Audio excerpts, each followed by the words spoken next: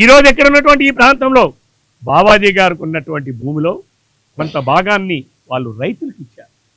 మా భూములు మీరు 200-300 ఎకరాల సంవత్సరాల నుంచి సాగు చేస్తున్నారు, మీరు సాగు చేసిన ప్రతిఫలంగా మీరు ఈ భూముల్ని మీరు పూర్తి స్థాయిలో మీకు హక్కులు కల్పిస్తున్నామని చెప్పి వాళ్ళు రాసిచ్చిన పెదప ఎంతోమంది రైతులు ఈ ప్రాంతంలో ఉన్న రైతులైతే బలగ దగ్గర ఉన్నటువంటి రైతులు, తోటాడు రైతులు కూడా బహుశా నాకు తెలిసి ఇక్కడ ఎవరు లేరు, ఇంచుమించుగా లేరు, ఎవరో ఒకరో ఇద్దరు ఉన్నారు బలగ రైతులు. ఇక్కడ సమస్య అంతా ఏంటంటే తెలియకుండా అనేక మంది అనేక విషయాలు మాట్లాడు. బావాజీ గారి భూములు రైతులకు ఇచ్చారు, పూర్తి హక్కులతో ఇచ్చారు. వాళ్ళు అందులో రాసేటప్పుడు కూడా నేను కాగితాలు చూపించాను, తెచ్చాను. మీరు మా భూములు ఇన్నాళ్ళు సాగు చేశారు కాబట్టి ప్రతిఫలంగా మీకు ఇస్తుంది.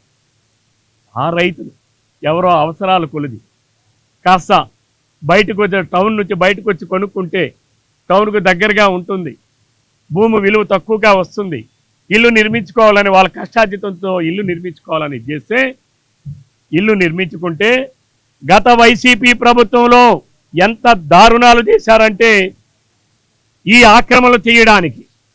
దాని మీద ఇక్కడ రైతులు కోర్టుకు వెళితే ఆ రోజు ఉన్నటువంటి కలెక్టర్ అటెండ్ కాకపోతే నాన్ బెయిలబుల్ వారెంట్, ఆ రోజు ఉన్నటువంటి దెన్ డిస్ట్రిక్ట్ కలెక్టర్ మీద హైకోర్టు నాన్ బెయిలబుల్ వారెంట్ కూడా ఇచ్చి ఈ రోజు కూడా స్టేటస్ కో ఆర్డర్స్ ఇచ్చింది.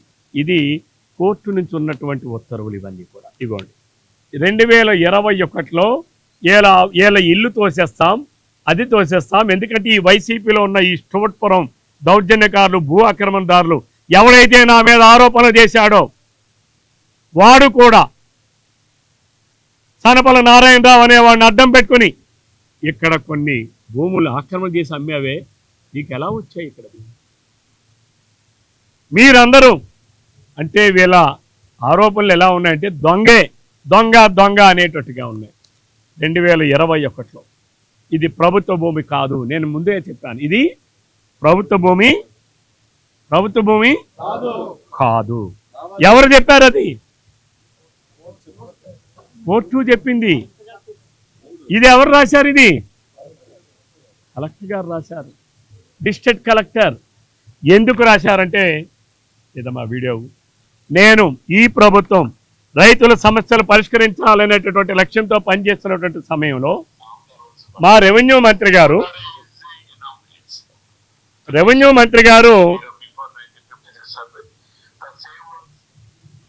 విశాఖపట్నంలో గౌరవ కలెక్టర్ని, మంత్రి గారు ఇవన్నీ అర్థం పెట్టండి. ఇది వస్తే ఆ రోజు నేను విశాఖపట్నంలో మాట్లాడినటువంటి జస్ట్ పంపిస్తాను వీడియోస్. అంటే నేను ఆ రోజు రిప్రజెంట్ చేశా రైతులకి, గ్రామ సభల్లో రైతులు నాకు వచ్చి మా భూములు మాకు ఇప్పించండి అని చెప్పి వాళ్ళు కోరితే నేను ఆ రోజు కూడా చెప్పా, ఇది ఎనామ్ ల్యాండ్ కాదు. ఇక్కడ మీరందరూ గుర్తుపెట్టుకోండి మీడియా సోదరులారా, ప్లీజ్ మీరందరూ కాన్సన్ట్రేటెడ్గా వినాలి. ఇది ఎనామ్ ల్యాండ్ కాదు, ఏదో తప్పుడు ఆరోపణలు చేసి ఏదో రాజకీయ లబ్ధి పొందదామనేవాళ్ళు. కోన రవికుమార్ తాలూకా క్యారెక్టర్ అసాసినేషన్ చేయడానికి తాత్పర్యపడేటటువంటి వ్యక్తులు. సుప్రీంకోర్టు ఇచ్చినటువంటి జడ్జిమెంటు, బావాజీ మఠ్ ఇదే ప్రైవేట్ మఠం. బావాజీ మఠం అంటే అదేదో ఎండోమెంట్దని, మఠాలు ఎండోమెంట్ది కాదు. శారదాపీఠం ఉంది, ఎండోమెంట్దా? రాజరాజేశ్వరి పీఠం ఉంది కాకినాడలో, ఎండోమెంట్దా?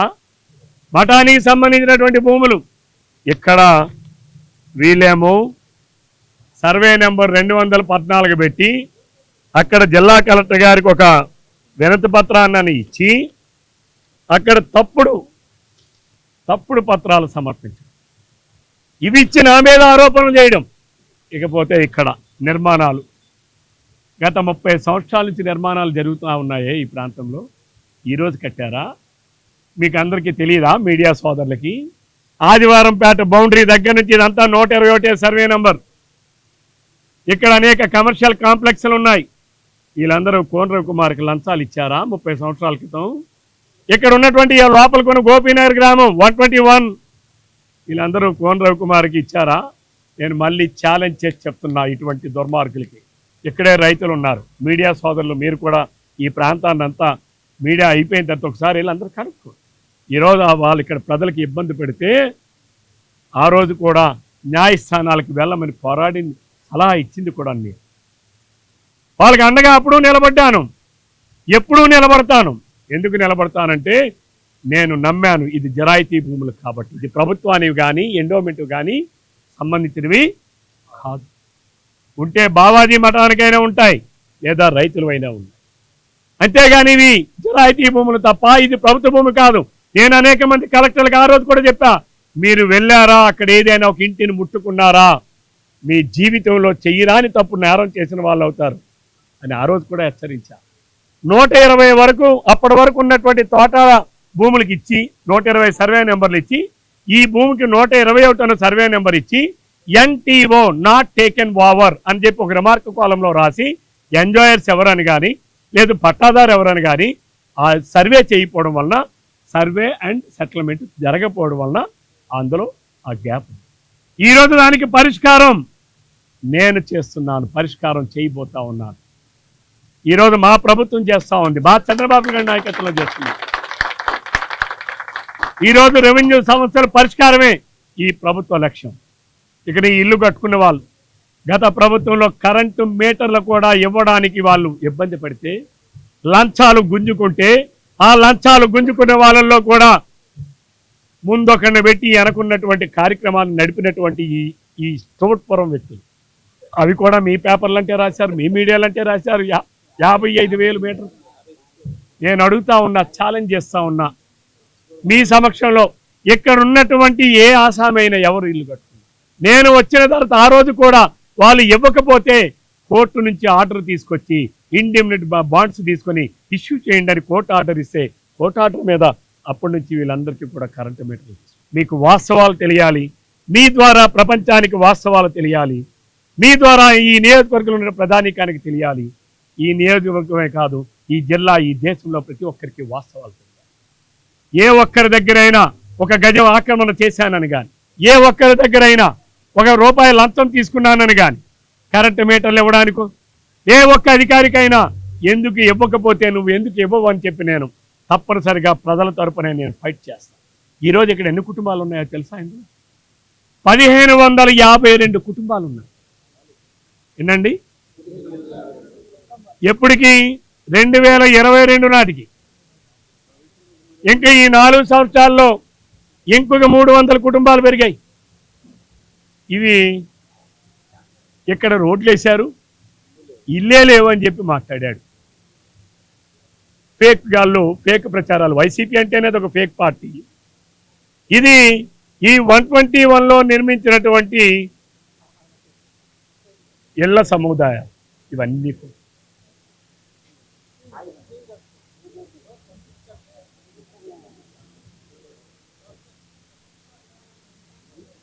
గత 30 సంవత్సరాల నుంచి నిర్మించారు. ఈరోజు కొత్తగా ఉద్ధరించడానికి వచ్చాడు. ఒక పక్కన ప్రభుత్వ భూమి, ఈ ప్రభుత్వ భూమిని కాజేస్తున్నారు. ఎవరు కాజేశారు? రైతులు కాజేశారా? రైతులు జరాయితీ భూముల్ని ప్రభుత్వ భూమి అనడానికి నువ్వెవడివి? How dare it is? Blackmail చేస్తావా రైతుల్ని? రైతుల దగ్గర దండుకోవడానికా నీ బ్లాక్మెయిల్ మాటలు? ఇక్కడ కోన రవికుమార్ వాళ్ళకి అండగా ఉన్నాడు. కోన రవికుమార్ వాళ్ళకి అండగా ఉన్నాడు. నువ్వు కాదు, నిన్ను పుట్టించిన జేజమ్మ కూడా వాళ్ళ నీడను కూడా తాకనివ్వనని చెప్పి నేను హెచ్చరిస్తాను. నీ జేజమ్మను కూడా.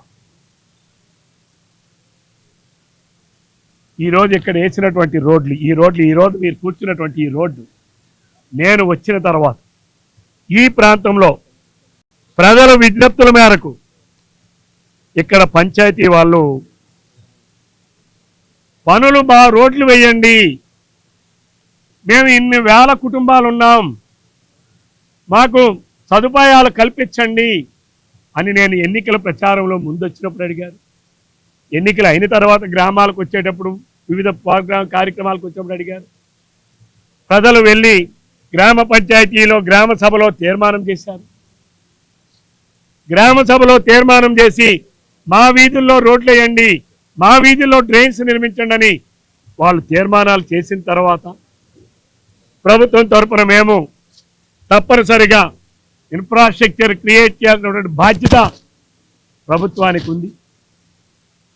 ఈరోజు ఇక్కడ ఈ ప్రాంతం అంతా రోడ్లు వేయడానికి 1,45,00,000 రూపాయలు మంజూరు చేశాను. ఈ రోజుల్లో ఇక్కడ ఇన్ని వీధులు ఉన్నాయి.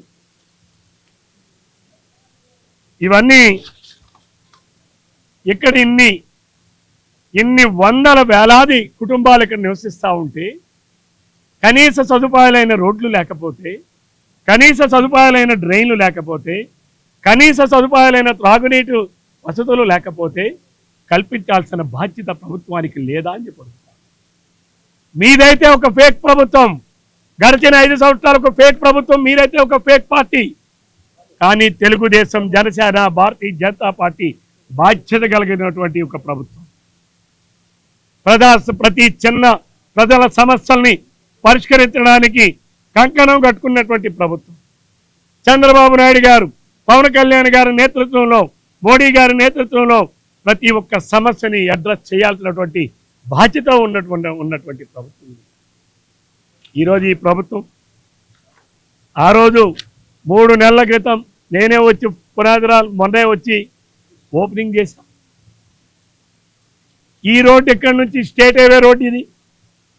ఈ రోడ్డు నుంచి అటు నేషనల్ హైవే రోడ్డుకి కలిపారు.